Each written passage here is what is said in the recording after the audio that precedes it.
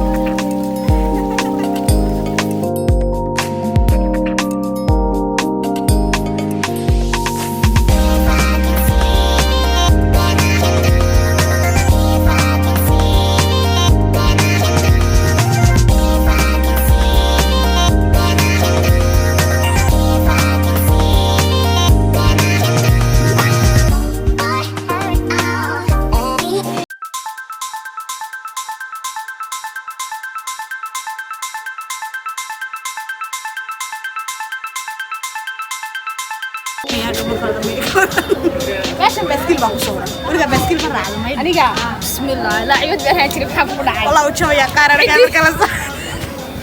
عندي تقانة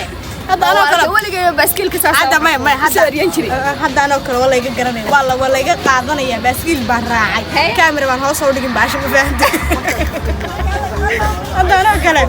ولا يجي قاعدنا يا بسكيل وصورة شو هالربي طالع أريا كذا أربعة waxaan wareegta goorta igu caayisay fadlan leh caadiga igu meeratay aba kala ay tusay soo soo wajhi milidin koofee baa ku qor halka koofee ma u jeedaan koofee baa ku qor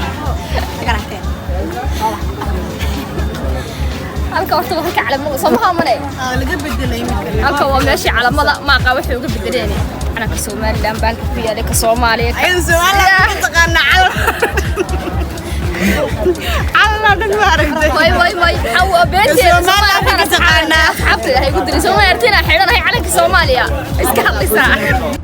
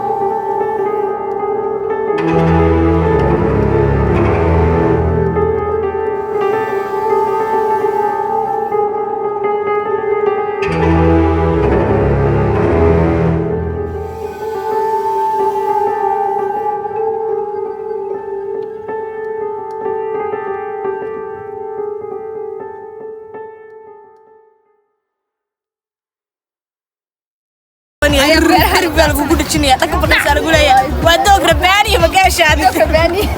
hadda waa kaas qofkiisa uu ku galaa inuu Yurub joogo ma waxa macaan شاء الله فيديوga